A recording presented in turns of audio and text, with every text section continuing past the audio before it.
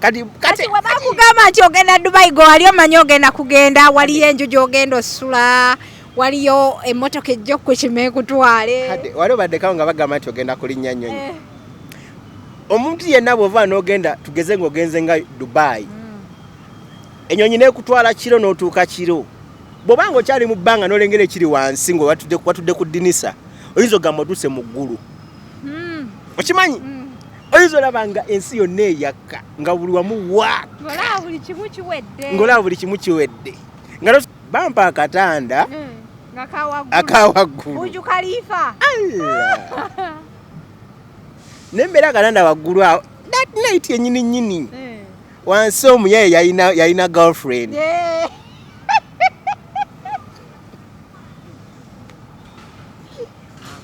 mu bed space bannanga omuyaye yanyonya akatanda kati Yasin ate okukulunda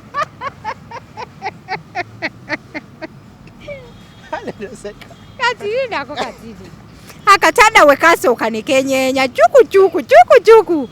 gwe ng'olowooza kikimusisaayita nasooka ne ngamba ki ekigenda mu maaso kati jjukira obadde eno olina kings bed yo okitegeera ng'onyuma mukimu kiraba era naye nakalukamu nti boyi ne baŋŋamba gwe boyi aze okutta akasawo ka Gucci olaba onyumye golooza muno wozze watuufu kati ng'onoza bine bavubuka nga omanyi bateekawo eyo embeera munnange omuyaye yanyeenya akatanda kati ekyankutula ono aba amaze okusumulula bw'ati n'olina ewakananuma naye naakola ki n'asumulula neŋŋamba boyi ne muyita naŋŋamba gwe tonnaba kulaba obaoloza wazze nti nnono ze mugundi neŋŋamba ekibanga bekiti Dubai yono gwe nali mmanyi awo n'okakasa Dubai omutuufu nenkakasa Dubai omutuufu kati ate nze kyasinga okuneewuunyisa awe experience kati kyasinga okuneewuunyisa nga abaana bo tebafaayo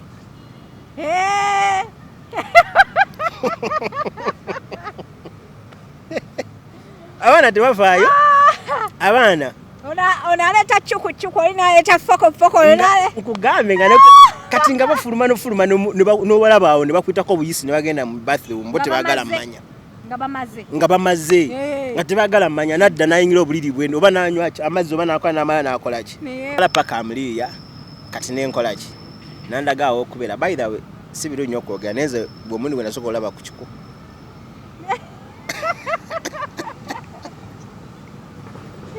mu bulamu bwo bwonna oba omulundi gwe wasooka olaba ekikuku Kyeeyo ng'okiraba kitambula kitambula kusuuka okitegeera nga nakafuna akatanda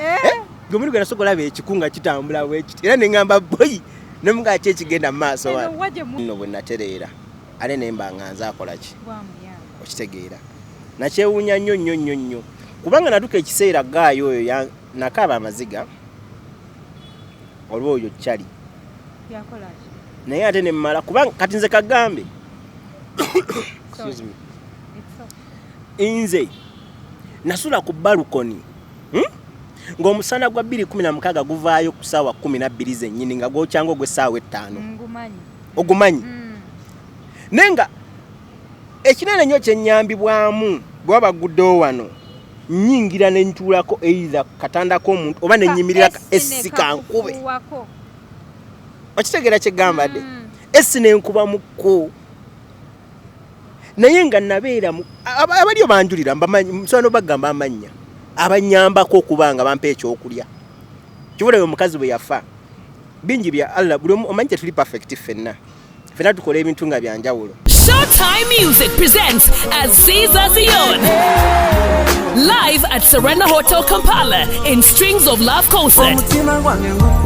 Saturday 4th November. Entrance is only 150k. Early birds are 100k and a table of 8 goes for 3 million Ugandan shillings. All tickets can be bought at www.quicket.co.ug. Strings of Love concert is powered by Arapex Style Adhesive, Stream Live Avenue, Capital Radio, Climax, Platinum Wellness Spa, Phenon, Galaxy FM and Maestro Studios. Come feel the real love with the king of guitar, Aziza Zion. Abalungi abali ku HK Media yenze Hadija Kigozi. Assalamu alaikum warahmatullahi wabarakatuh. Olunaku lwakutaano. Kasitona enaku zino sebo nteekako n'ekitambala n'ennekanika na ku Friday mwebale kunsabira. Nsaba nyongero kitereezaamu mbeere nga nkisiba bwenti. Kati ate awo nveewo Yasin. Ntandika okugisiba nga nkisiba wiiki ewere, omwezi guyingirewo, omwaka guyingirewo nga sikyakijjako. Wallahi. Anaye mwebale nnyo okutulaba, mwebale nnyo okutwagala, mwebale nnyo okusubscribinga. Olunaku olwaleero nkyaziza Yasin mu part 2. Ebintu by'abankuba Kyeeyo bannaye tebikoma. Obubaka buno tubuleeta mubeere nga mubwekenneenya nga mubutegeera, oleme okusalira munno omusango, ofunemu engeri gye weekuumamu ekyatuuka ku mulala, kireme ate okuba nga kikutuukako. Bajukiza nti bagala bafa BBH Travels be bateekamu omusaayi okulaba nga kyetambula bulungi. Aba Platinum Wellness Spa nabo we bali nnyo okulaba nti kyetambula bulungi nnyo nnyini ddala, mbeerawo ne Jona ku kamera okubaweereza. Yasin nsanyusa okulaba. Nange nsanyusa okulaba hadde. Okuva lwe wagenda siddanga mukuwuliza. Oli otya? Gende alhamdulillah. Twali tukyalinayo part 2 nakomaawo ng'ofulumye. Wangamba nti Abannayuganda mu Abu Dhabi baakuwa obutwa. So kati njagala osooka onnyumizaawo obulamu bw'omu UAE bwe watuukira okukola saaluuni. Wagenda otya e Dubai? Entambula yange nno yogenda e Dubai yalimu ebintu byali bingi. Byali bingi nga bw'omanyi. Nalina wano business. Nalina wano nkola natandikira mu Kajja. Okola engoye? Akajja kano ak'engoye? Akajja k'engoye ke kankuza. Nga mmwe muyimba engoye? Abalinga bayimba engoye akajja era abasinga bakimanyi. Nalina yali mukwano ngalinga mukama wange era nga mukwano gwe nga mita Pax. N'ebiseera ebyo nga tebatusasula tuyiriba zoyiribye kufuna n'ofisaako. So bwe twatandika obulamu Embeera n'ebeerawo nenvaawo nengenda ku Gazaland awo nga Grand Corner bakagizimbaawo nenvaawo nengenda ku Mutaasa kati kwe kulinnya nengende Dubai. Wow, that's so amazing. Naye era okugenda ng'era tebyali biki. Wayitamu agent? Nayitamu agent eyo sirimu erabira. Yakola ati aba agent ebyebiseera baali babu? Ebiseera ebyo era bwe teyali mulungi gyendi at first naye era namala nenzikiriza. Omanyi otuuka n'okkiriza omuntu yenna ng'olaba nti alina embeera gyakutaddemu nti bwe nagenda nze yanzijako ssente zaali ziwera then nentuuka eyo ate nenbonaabona nnyo. Ate otya? Natuuka eyo banyaniriza ku airport naye yanyaniriza ku kisaawe nantwala nensooka mbeerako Amaliya otegeerayo. Amaliya eyo nabeerayo ndowooza nnaku zaalinga nga 3 ku 4 nga sina wadde 100. Kati nina gwe nakubirako omuwala mukwano gwange eno ne mugamba natambudde siriiwo naye netaaga ssente. Bambi nampeereza akasente. Kati nali nakafuna akasente ako yakakampeereza bw'ati. Ne wabawo Omunnayuganda akuba essimu. Nawe Omunnayuganda akuba essimu okuva mu Abu Dhabi. Ng'akubira ogayi oyo yandisivingi yampawo okusula. Kati bwe yankubira essimu, bwe yakubira oli essimu n'amugamba ninawo omulimu waneeno neetaaga abaana bajje okitegeera. Oli n'amugamba nti gwa kintu gwa waiter ne waitress. Kati munnange nga gayi wange lwafuna ssente nga ngamba manyi Yasin nti efo ky'okubeera waneeno tusasule bed space tukole tutya genda tusasule omulimu otandikirewo okukola ki okukola. Kati waliwo abawala abalala nabo baali banoonya n'abayitiramu n'abagamba. Kati kye twakola ne tugamba tugenda kulinnya era twali nnyo ndadde nga ssente nzinaano mu ngalo nzikoze eki nzikutte. Then nabo abawala nali mbalabidde awo mbajjukira bulungi nali mbalabidde awo. Kati nga tugenda Abu Dhabi njuga nali simanyiyo gwe gwali gusooka okubeera Abu Dhabi ogenda Abu Dhabi. Tutuuka waliwo omukyala Allah amusaasire yafa bali bamuyita Mariam yalina nnyini Kirimanjaro omukazi abasooka okukola restaurant z'Abannayuganda mu Abu Dhabi yafa mu COVID. Kati mune twatuuka ku bus station ya Abu Dhabi nga tukubira gaye nga tugamba mujje munonye Kilimanjaro restaurant mufune taxi mujje kati nga tufuna taxi kati ebyaddala naveeno nga nina amabanja okugenda wamala kwewola okugenda naveeno nga nina amabanja kati nabana benakola nawo business eyo nali ntanze okusubula engoye Nairobi eyo kati nefuna abaana bafunye akasente kaabwe ne bajja ne bakasasanya ne kagwawo kati basigazamu obusende butono ne bajja ne baneebuuzaako tukole tutya okulaba nga tuddawo ne mbasomera Nairobi biki kati kwaba abaana nengendako n'omu ku bo e Nairobi ne tufuna engoye naye nkulayira basene zaalimu ki zonna ne zifa nezange ne zikola ki ne zifiiramu kati nga omanyi nti topowa nga sijja kupowa abaana ne baagala twagala sente zaffe biki kati saamanya nabo baagala sente baagala kulinnya kukola ki kujja Dubai kati ze nengiyayiyawo nenninya neŋŋenda nga ndowooza basigadde wa Uganda 10 nabo be bansoga okulinnya ne bakola ki ne bagenda kati munaye mba ntuuka Abu Dhabi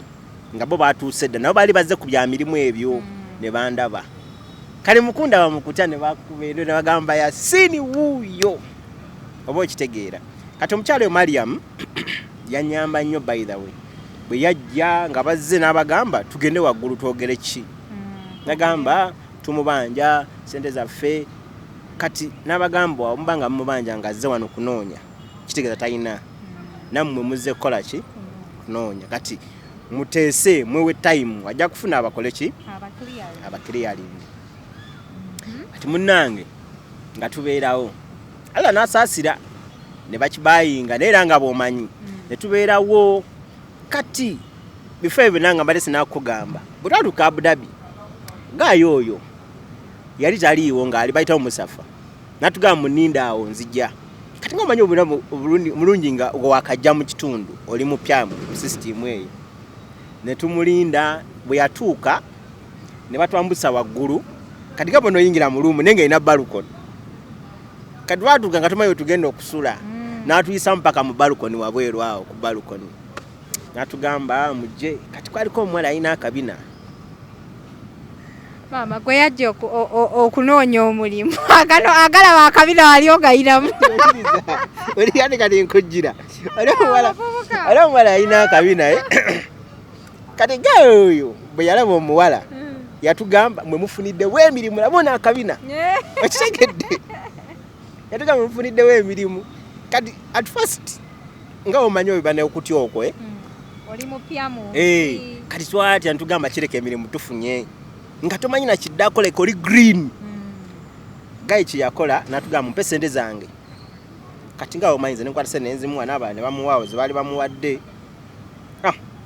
natugamba enkya buli omu abeere ne pasipoti ye visa kopi ye ne si visa mmwe tugenda enkya ku hotel yalina mwami gwe yali naye kati mune nga tubeerawo bwe tutyo kati time yatuuka ey'okwebaka nga bw'omanyi nali mulenzi waliwo abawala waliwo abawala awo time yatuuka tulowooza agenda tugamba kati bwe mwagende mu Katanda yakole ki bwe nga atugamba kati nno tewali wakusula kwa buli omu waali ajjudde buli eri era tugenda kusula no ku balcony bwengendo bawe emifaliso mukole ki mubuyiwe ku kifugi gwe nga mwakigwako kati nga bamanyi abawala bo abawala ebiseera ebisinga tebatera kusemba mpozi ng'oli asazeewo nnyo nga kimukutte nnyo okitegeera kati abagayi ne bagamba abawala agwe amajja ng'osula wano ewange nze nkola kiro gwe najja osula wano nze nkola kati gwe omulenzi ng'olina kukola ki olina kusigalawo kuba tolina ajja kukuyita nti jangu okole ki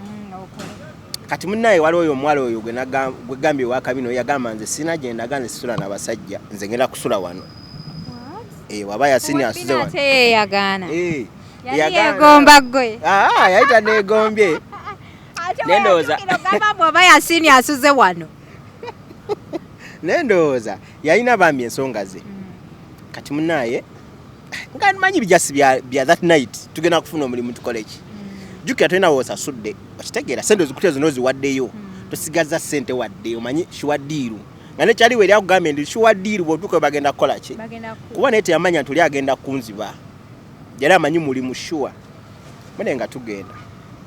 katwatuuka enkeera ne batukkiriza ne tugenda ne tunaaba ne tusenya ne twambala buli ne tukuba obukalu bwaffe atumanyi shuwaddiru tugenda ku kyamulimu.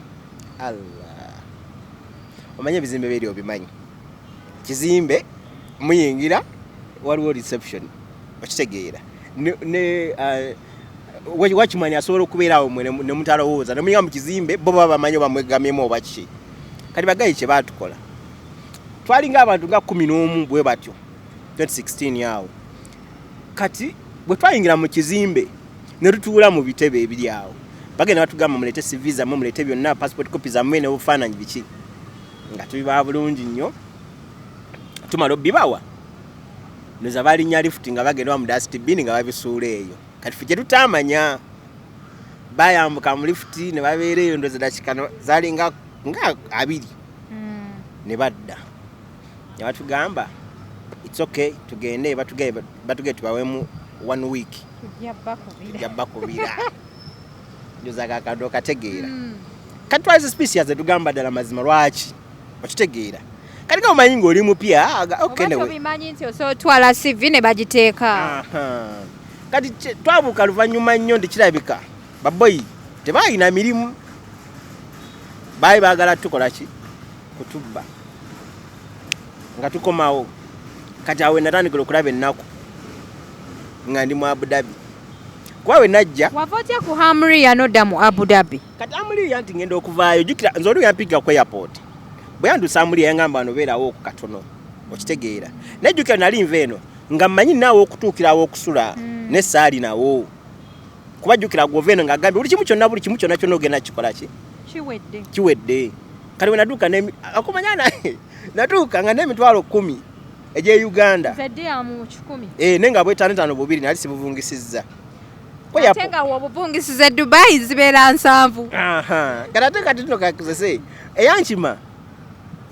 yazinsa yangamba ena mwezi kujjawa ne mugasirina ne mugane namu obw'etaano bubiri nangamba zijja kukola. Kana bwesigadde nga ndi seke nakujjako ddira mu 7 zonna okujja just kutisaawe nkutidde nantwala paka Hamriya. Kati nenkola ki nandagaawo okubeera by the way si birungi nnyo okwogera neze bw'omundi gwe nasobola olaba ku kiku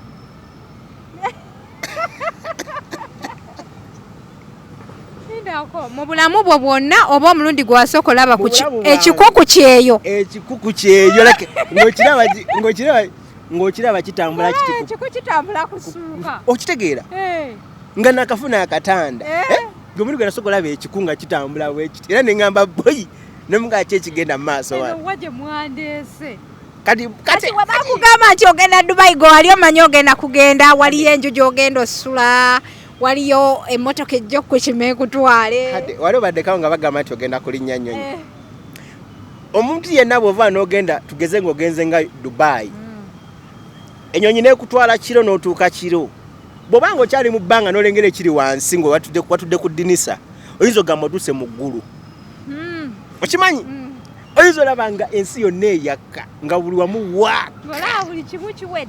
buli kimu kiwedde nga nosuubira nti nno era bw'otuuka ali nga tunaba ate bw'otuuka buli kuyapo n'ogamba wano kireka siddayo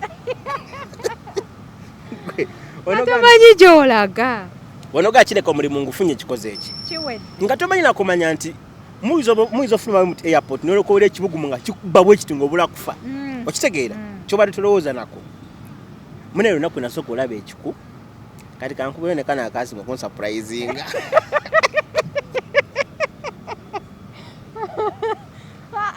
surprise wafuna nnyingi bampa Akatanda akawaggulu Buju Khalifa nembeera Akatanda waggulu awo that night yennyini nnyini wansi omuyaye yalina girlfriend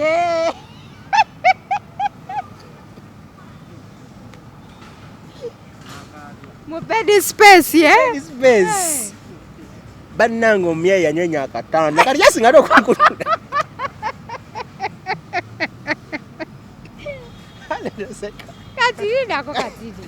Akatanda we kasooka ne kenyeenya cuku gwe ng'olowooza kikimusisaayita nasooka ne ngamba ki ekigenda mu maaso kati jjukira obadde eno olina King's bed yo okitegeera ng'onyuma mukimu kiraba era naye nakalukamu nti boyi ne baŋŋamba gwe boyi aze okutta akasawo ka Gucci olaba onyumye goloza muno woze watuufwe kati ngamza bine bavuka nga omanye bateekawo Embeera munnange omuyayi yanyenya Akatanda kati kyankutula ono aba amaze okusumulula bw'ati n'olina Abagalana manene akola ki n'asumulula neŋŋamba boyi ne muyita naŋŋamba gwe tonnaba kulaba oboloza wazze nti nnono ze mugundi jasibera mukakkamu eno Embeera yakatandika butandisi kati ono wamu mabbali buli we yasukunanga nga kakona akamu nkugenga kakona ne kano nga nafa kati nkubuulira mazima nafuluma nentula bwenti wabweru neninda bamalirize ebyabwe ngende neebake naye koolwo nalaba ningamba kibanga bekiti Dubai yono gwe nali mmanyi awo nokakasa Dubai omutuufu ninkakasa Dubai omutuufu katenze kyasinga okuneewuunyisa awe experience kate kyasinga okuneewuunyisa nga abaana bo tebafaayo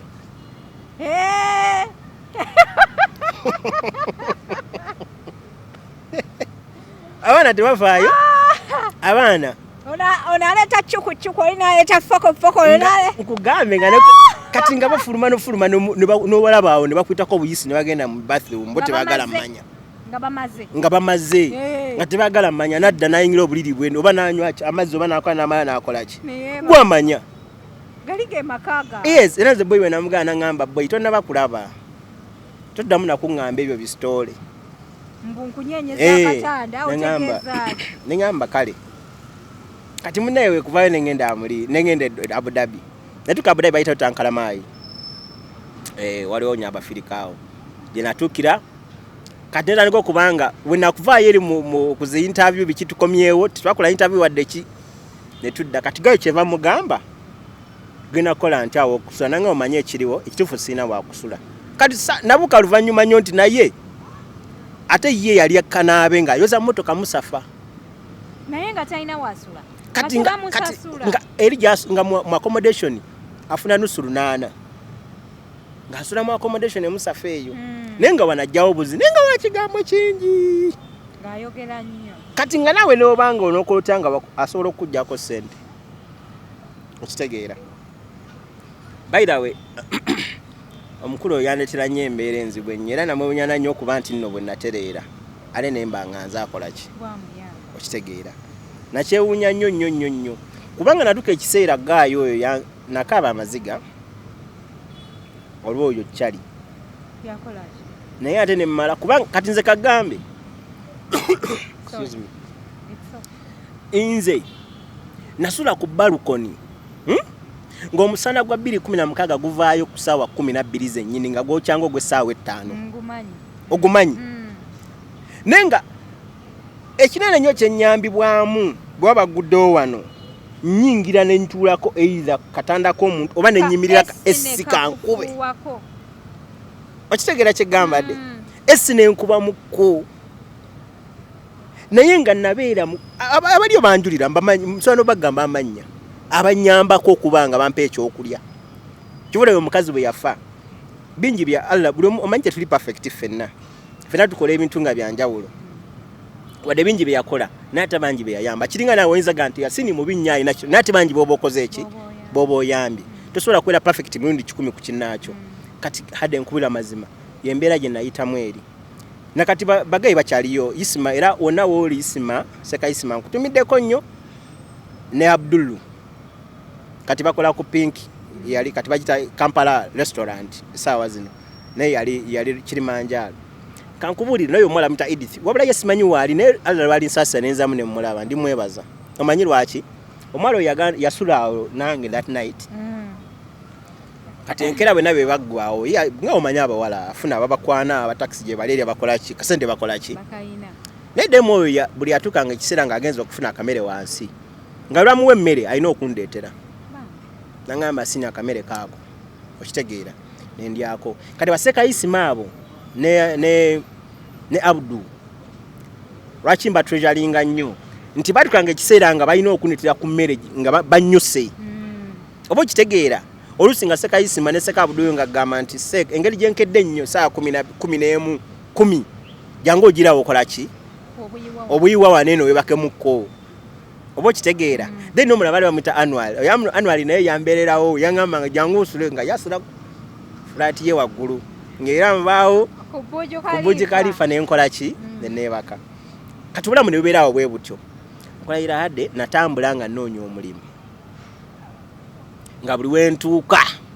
tewali mirimu kwaye boyi we yatwala akasente teyaddamu kulabika ate ng'ebyo ebiseera ndooza bambi tofunye akugamba nti omulimu bagunoonya online tebagenda nga bazunga era oli yajanga mu grade biki natambula kati kankusese omanyi omusana nga gwaka nali nyambala buswedi bwange namano ng'okatwala bali n'omusajja nakakuba engatto n'okakimawula ggulo oba okitegeera gwe ng'oli mu bibyo n'okakimawula ggulo n'onyuma kati nagenda kaswedi kati guli omusana n'enkambala ne kagenda kanjokya nina omuyaaye yantambuza za kilomita nga 8 tunoonye nenga omusana ngamba tutambule tunoonye wallahi ne tunoonya ne tukekisa ne mugana enkoyi nanga tunatutuka ku bus station naye nga tukyali ne tutambula kana tukekisa ne mpira nga bintamye nenga jukire yantwala yampa visa ya mwezi gumu nampa ticket nga talina return oba kitegedde kati eriye banga nga tonna bakolayo ko ku visa change ng'okyali mu mwezi gumu ogwo mwere banga nali mogwo omwezi kati kakugambe ebyo byonna byobonabona alla kalize kakusese gwade fe twakwatanga abaana zinakwatako abaana ne mbatwalanga nenze kyenakwiranga abaana ngamba ina mbawaawo okusula okitegeera kubanga kiri important nkuwaawo okusula exactly era nze kuba nabe natwala omwana wagamba nti Yasin yankola kino na kino abasigadde mbansigala n'okubewuunya n'embewuunya bwe nali nkyabatwala kuba natuka ekiseera nembyesonyiwa nembivirako ddala nga ndaba bisusse nga n'oba ogezaako nina okwera omwana ekintu ayizo ga nti oba yanzibye oba yakoze atya neŋŋamba kambyesonyiwa kati munnaye nga ŋŋenda olunaku lwe nafuna omulimu waliwo gaayo oyo sijja mwogera linnya yalina bed space gawe ne mugamba nzikiriza ompa Akatanda bwe naaba nfunye ssente nga nkoze nga nfunye omulimu njasasula ebbanja era ngamba nedda gira osulawo ku balukoni noonya ssente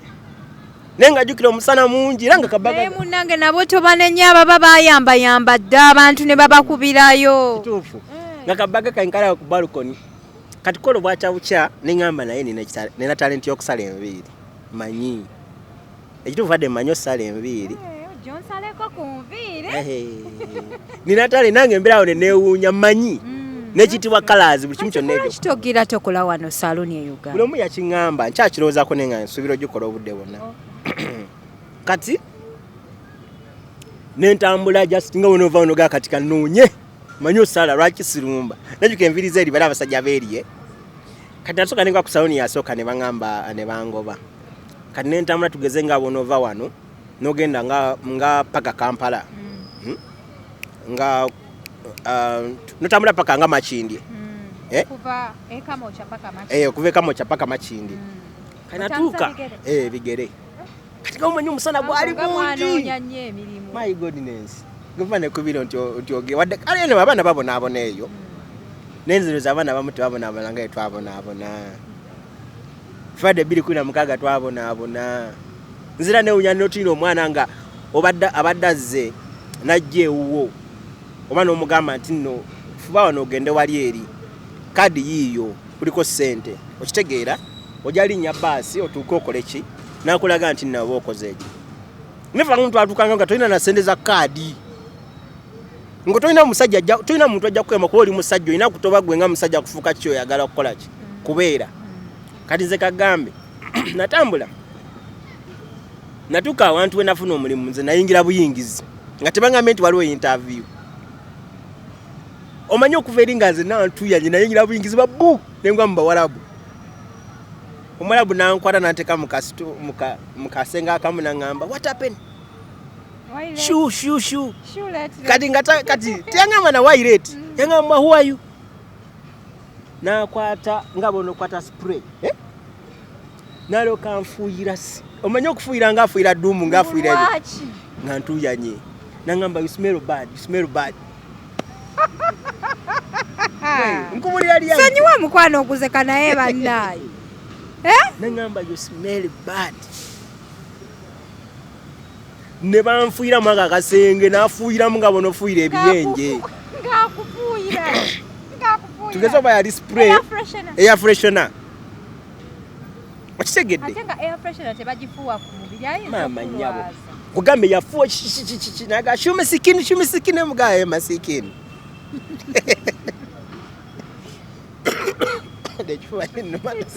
fenna weetutyo no yakobuza shumisikini nogaa oli masikini ebyadala kankusese nali masikini okimanyi nanoonya omulimu nenyingira mu overstay nayingira mu overstay nayingira mu overstay yali bagenda kunyiga mbutuseka naye nagitunyumiza naye musesa ale nomanyiza sole yadala kwa bagimanyi sagala mbalimbe sogera bya bulimba kyobala nze newo kati kankubira amazima omalo kiyitamwe kitandika okubeera fane kati nze omuntu yenna bwajja nankanga aba amala biseera sikulimba ola kizogala gwejja kukola omala biseera kozi ndabyeko bakufuuyira air freshener maama nnyabo kati yanfuuyira nentuula bwe nti kati gwe muli teweebuuza nti biki teweebuuza biki bino bye baafuuwako olowooza ye procedure gye bayitamu oggaba omulimu actually nze mu mbeera gye nalimu eyo nalabanga buli kyebaŋŋamba kyonna nsobola okukikola kuba we yamala okunfuuyira nali ntuyanye ebyaddala nali siwunya obula nali ntuyanye nga omanyi omusana gweri gukkuba nowulira nga buli kimu okikoze eki kati munaye ŋambeerawo wedda kika nga 10 ne bajja ne baŋŋamba you want what ne bagamba I need job nanga you want job yes kati bali balina gundi ya samanya at first nga waliwo bagayi bali mu kukola ku baclient naye nga bakola interview omanyi wali bakuwa practical kuwa mashini bakuwa siza ne bakuwa ki ate eyo Abu Dhabi muyina business za gundi eziri private nnyo mbitirivu abaloko bangi ate lisalu yali abaloko bokka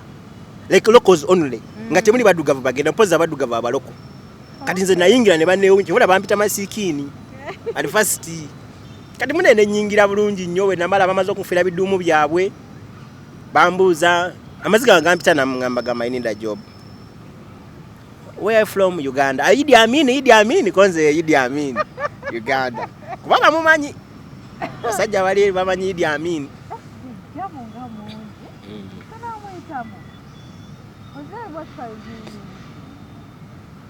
kati munaye nga nkolaki nga ngenda natuka ekiseera gayi naŋŋamba it's okay kati webayiri bagira interview bambuza you know how to cut ngamba gamba I know sure ngamba gamba ya ninga omanye enviri zaabwe nga tonaba tuziiga bulungi nnyo nali sinabaziiga nga manye eno zaffe zeeno kati munaye nali ndi awo nga gayi omu ali mu kukola oba omusajja amusalawo yamukola atya n'amusalako ka clipa nekamwisawo katono wano bakuba omusajja oluyi nga ndaba bwe nti nga sina kye naakoze naye olwokuba oli yamusalawo katono nnyo yali ku interview n'amusalawo katono bwe kati omusajja yakuba omusajja oluyi ani yakuba gwe baasala eyasala supervisor kati natya eŋŋamba naasobola kati ne bamugjawo amukubye ate tamuwadde mulimu n'amugjawo n'amuteeka eri yamusala katono wano musayine gujja yakwejjirita kati kye nakola ne baŋŋamba taala nga bamanyi ne bampita nga bona ogamba kuja kati mune mu kompyuta nga bampa mashini ngankankana ngamba it's okay kati ngagamba gaya akwate musefu ampe transport yanzizaayo jukana ze ntambula agaya kamusefu nga akwata dira mu 10 ngazinsimba tozirabanga nako nga sizirabangako mbadde sinaamu wadde nga mpadira mu 10 nakwerabiza spray yonna gye yakufuuyidde kati natambula ng'ebirozo byenna ngamba ngenda kukola ine 10 kiwono gayi mugambe mpaka Akatanda okitegeera kati munaye nga nkola nga nzirayo bwe natuuka nga gayi mugamba mugansaba mpaka Akatanda nfunye omulimu ne manja sasula nanga wina seremeka ne mugaye 10 kye nangane dasewo Katanda kadira mu lukaaga atompa nusu 10 genonye sente nankwate solia nga nteka muno bwenti enkeera bangamba kude saa 10 zage ndola musanvu nga ntuseewo ate bwe nayingira bwenti kale okulaga nti nali musajja mu maliri bwe nayingira bwenti nasabirawo ekisiimuula nentandikirawo nasimuula saluni yade nasimuula saluni ya Chalinga abeera ku kamera nalaba naga black is good ngabo bakamalayo bato okugirawo nempisaawo bakamala nempisaawo bakamala nempisaawo nga nakyembala wow okitegeera kati 10 nayingira na overstay omanyi omusajja nambeza omwezi omulala mulamba nga bwe ngenda nenkomawo nekyanyamba bwe nagenda nga bwe naddanga nga buli ajja mu saloon misikini black antiyenga efite nga akwadira mu 5 okitegeera akuwadde 2 akuwadde 10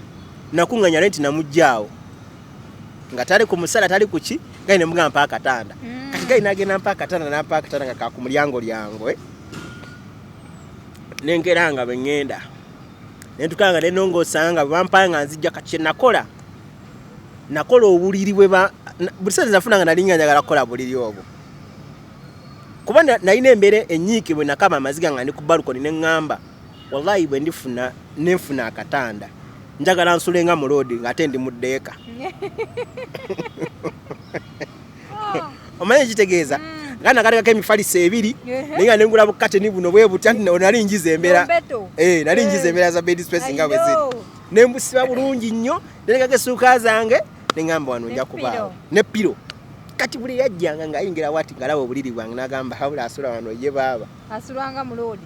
nenga bakimanyi gye nali natandikira gye nakola ki gye naviira kati nembeerawo nga nongoosa bwe nfunayo 2 bwe nfunayo bwezisi obulamu ne butambula nani kukubeerawo nga sisasulwa naye nga kyenkola kyeki kati ge yagenda okupita nangamba leeta visa yo letina ebiki byonna byonna nayingira mu vasite ngeri mu 14 gayi nangamba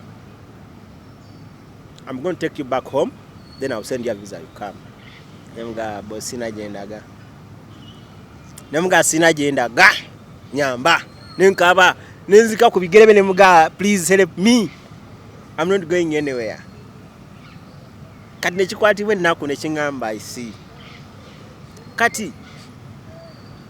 embeera yatabuka ennyonga ndabaawo nangamba okay I think about it nenkubira gayo owe Dubai bali mutajo ne sokati ali USA nemukade mungajo ni mwana musajja ngambye ate ni university ate sagala kudda kananga jango genda Shalija ye wali abali mu university jango genda Shalija obere mu scrap babanga akuganya bwe fayo yaso ina kubera bwe sharp jango genda mu scrap obereyo obo livayo myaka kigwamanya kainali nkyali awo ndi mu birowoozamu ngambye ko kubaseka isimaawo ramu musajja nankwena ngamba come I'm going to do a visa for you I'm going to pay everything but please work emugamba I will kade yade nakuba ekisiimuula omusajja nagende Lebanon kati nga omanyi kuba kunange naku kamera ku simu yange kati nga omanyi ngabira kusumibwa nalaba kamera engeri gye bakolamu emirimu abantu nalaba engeri gye bakola nagamba that black is nice era nga baberaga black nigga is good kati ko walo chale yajja basami wa mpira asamira mu Aljazera gayi najja nagamba nti nga yalina kala gyali ayagala mu mutwe kati jugena limbi manyimu gayi nagamba I want this color you know I want my head to be like this kati bano bagayi nga batabula ne magamba let me work on him kanengena mukola ko teba kunyoma at first banyoma ne gayi yalimu oludugavu nanzikiriza nga you bring him kati ne mukolako kuba kala mu mutwe juga asema mpira baneyo gundi nagamba this one is good kati nankuba ekifaananyi selfie bwat najiwereza munne ne bakiraba bana abakozi abalala nabagamba awo omugaga nangamba now we're going to be working with these people no more cleaning again wow ne tuteesa kati kagambe saluni eri era simafuna sente tono yali afuna 2,500 ng'ate musiimuuzi yegwe ze dali siri ku musaala at that time waliwo bali mu Taluton nga yabeera ku musaala yalongoosa buli kimu ng'afuna 2,200 gwe ng'okola bukozi nga tebakwamu ng'okati ofunira wa nali nga nfuna mu tipu atipu nali nga mufuna nafunanga tipu ssebo nga Idi waliwo Idi lwe yatuuka lwe nakakasa nti bali abasajja babagaba ssente Idi yatuuka nga buli muwalabu ajja mu saaluuni omwo waliwo omusajja ajja natuwa lwasa 10,000 buli omu 2 navaawo nga ne 3,500 just one day 15,000 kamu kitundu 3,000 nali miliyoni nga 3 nezigwamu okitegeera kati nga essanyu wali ndi salooni nga mwana yabaki nga abaana abakola mu salooni bavuga doogi abasala enviiri nga bavuga zidoogi nga bakabi naye kyenakola nengula akagaali kangaawo era natambula nkagaali sasuka buno bwennyininyini bujayanti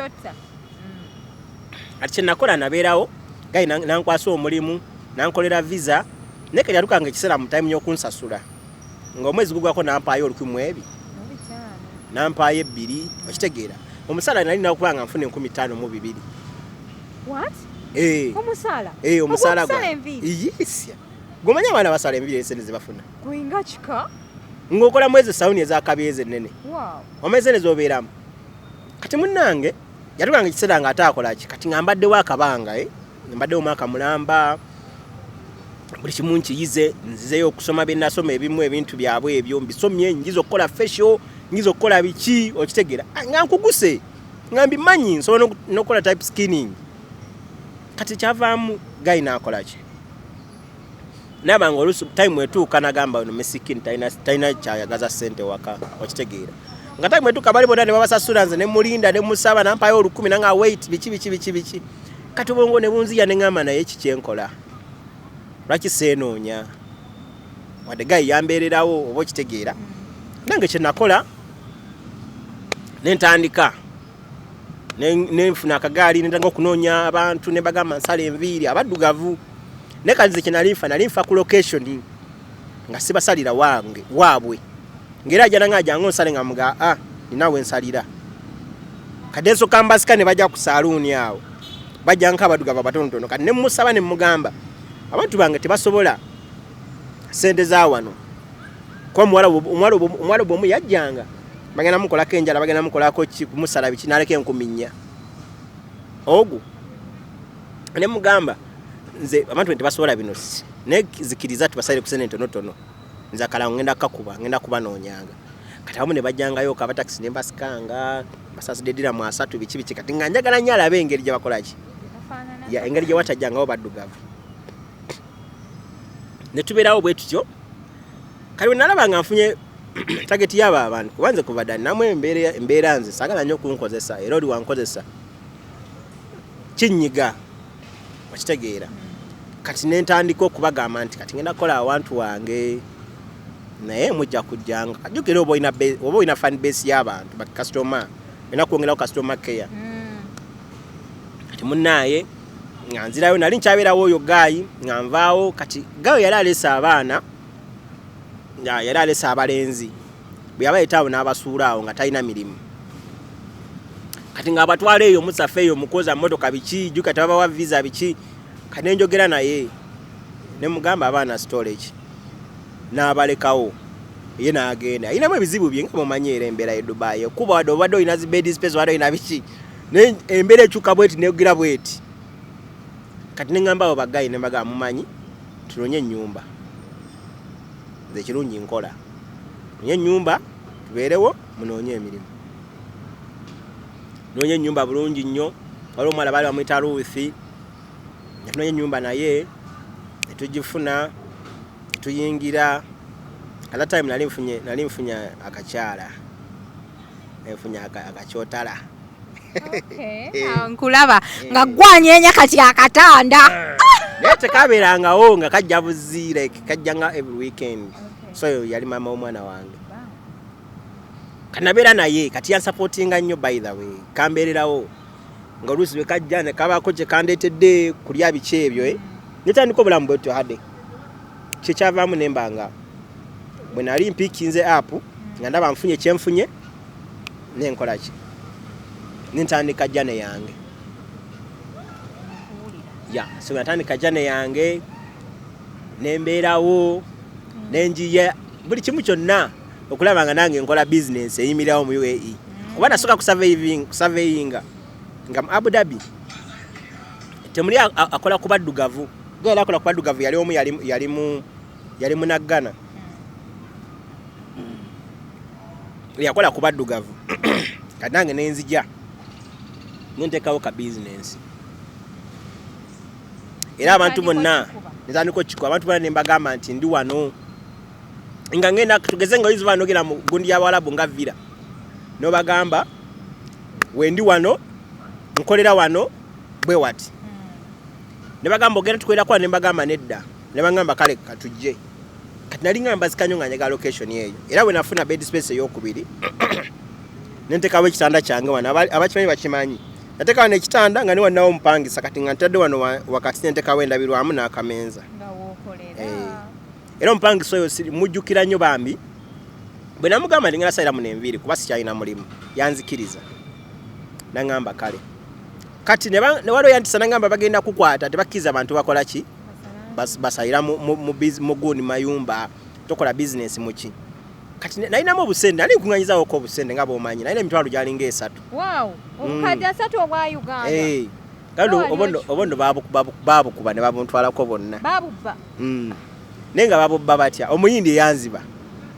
bwe nazikuŋŋanya ezo sente ngamba kanfuna akasaaluni k'omuyindi ampeemu entebe okitegeera nsika abaddugavu be nga bakola kati ekyobusiru kyange sayina eyo ndowooza tutya bannayuganda tutya nga tuli ku Kyeeyo tobuuza obeerawo driving license ya layisi naye ng'olowooza oba ya mmeka ya bbeeyi nnyo kati nze kyasinga okungira bangamba nti okukola bizinesi wano olina okuba nga olina omuloka akusikendinga kati bwena nabirowoozamu nenga ngenda kukola ndagenda kujjawo omuntu agenda okukola ekyo kati munaye nga gayo mulumba bulungi nga akkiriza bulungi samanya nti bamubanja like nti saluni bagibanja omugaga agenda muggalawo nga akkiriza ngamba ekyokerere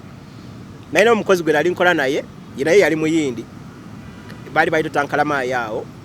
era bamanyiwo abamu oba n'abagirabye kati nga ntandika okuba abaawokko bwe nabeerawo landlord wali wakayita ndowooza wiiki ng'emu landlord najja naga I'm going to close this place because I'm demanding these people kale okumukubira essimu ng'omukulu yagenze India niga kase nali nkamuwadde konna nga manyi nti kati ntandise jjani okitegeera kati nenzire waka nengakaaba nembako bengamba awo ne bangamba kati kite ate oba kigenze kikoze eki ogenda mujjawo konze kale nga nfuna katebe bulungi nnyo ngulabo mashini awo nga nteeka awo bajjanga amasayira dinamu zanga aga nga buli ajja kati nalaba nasokwanga bapiikinze omupangisa nga mugambe engeri gye nalumu eri endala mbadde nkusabodde eri nga ekitanda kyange kisigalawo wano nga ngazi yamuko omupangisa waavudde awo bwe nalaba nga nawo wagizeegize nga kati kanfune omwana w'enjala era omwana oyo mukumufuna namutikka nabatikka n'ow'enviri ne mbatwala n'omupangisa yali wanaye ne mujjawo nesigala nga nsula wano waliwo asula wano ne bali ne mbazza eri nawo n'engazi yawo ne ntekawo ow'enjala wano ne nnoonya n'ow'enviri asiba netandika jja neya saaluuni kati kyenalifa location okuba nga bagitegeera nti Yasin Abu Dhabi okitegeera n'okuba bizinesi yali irigo kati nenwana nnyo okulaba nga omuntu mba mulagiridde na supermarket bagita granite nga mulagirira era bwe tumupiikinga nendoka mutwalawa awo awe wankwatira kati muna abadde batiga landlord nantegera bulungi nnyo nalinga okuba nga bammanya kale sane nga nakayingira bwe nava eri nenzira wano eno awo ku airport road awo ekizimbe kyaliko bawarabu nze omulandodi bwe namusaba nampa waggulu kati nendowoozaamu nenga nina okubajjawo era nagamba nembajjako leke nasaba nnyo kati nga bawarabu ntekawo ekibeerabeera ekyakkerere biki nga saagala bakole ki nga omanyi bwe bagala nnyo ebifo ebiri conducive tebagala nnyo bintu bibasumbuwa ng'omuwala bwankwasa akazimbe neti akankwasa konna nga ngamba gwoba ofunye omupangisa gwe ngamba ngamba it's okay era bwe ntunga ntetako bannayuganda ngamba funa obulamu nga bubeerawo bwe butyo nga butandika kati awo natandikira jane yange. Aha. Bannange ekyeyo buli omu akitenda bubwe naye olunaku lwaleero tulina omukulu Yasin. Abantu abali mu Abu Dhabi awo mumumanyi nnyo nnyini ddala yali alina saaluuni. Omuntu bw'omulaba ng'aseka tosobola kutegeera lugendo lwe. Tugenda kuba tumukwata mpola paka wanaatutuusiza ku bannayuganda bwe bamuweera obutwa.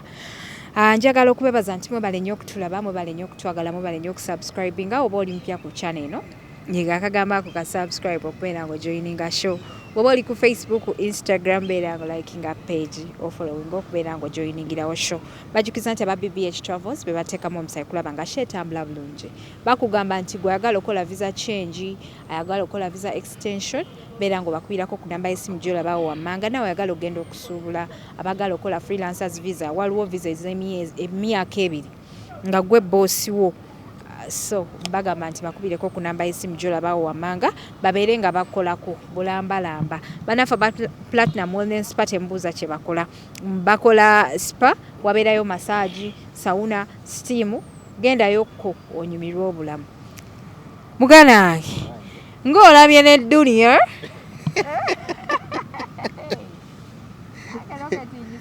mungolabye ne Dunia. Omuyindi adduka ne ssente. Omuyindi adduka ne ssente. Ngambeerawo. Natandika munnaye naye n'abangumyagumya nga bangamba atandika jane. After all omanyi kyokola. Olina omulimu gw'omutwe. Nga ntandika jane, nga ntandika salooni kange. Mpola mpola. Yeah. Naye just njagala okutegeeza nti fera tubeera perfect. Nti oba n'abantu bw'oba nga tokola ku business kuba manyi era ikoinayo business eyiyo. Nga gomanyi bakozesa nga tokola nko ku business nti yiyo nti olina abakozi tosobola kumanya kintu kye bayita business. Olina kubanga ogiyimiriddemu nga yiyo okitegeera n'omanya nti no business. Oba n'abaana n'obaleeta n'omanya nti kati mugenda tandika okuba nga mukola kino nakiri naye omwana tuka mu kaseera nawoza nti oba omunyigiriza bunyigiriza naye nga nekyoba omukolera oba okimuwa nti kikola ki nti ekitegeerekeka ye gy'abaali okitegeera. Kati omuntu omayinza ogamba nti oba Yasin ayinza okuba yalinga akola bwati ngoba akozesa omuntu bwati ne bwati n'omuntu atamanyi nti nno osasula ssente nnyingi woba osuze like wokolera wosula byewetaagisa okukozesa ne customer care eri abantu okusobola okuba nga bajja gy'oli ne batagenda walala abantu baba tebakimanyi okitegeera. Ebiseera ebisinga abaana baba bakola byabwe. So ensonga nateekawo ekintu ekyo abantu ne bammanya n'enfuuka kye nabeera. Bannange tugenda kuba tutandikirawo mu kitundu ekyokusatu. Tongera okumanya omuyindi oluvannyuma ng'akomyewo okuva India bagasimbagana batya ne Yasin. Tweyanza nnyo bakwano yenze Hadija Kigozi mbeerawo ne Jona ku kamera okubaweereza mweraba.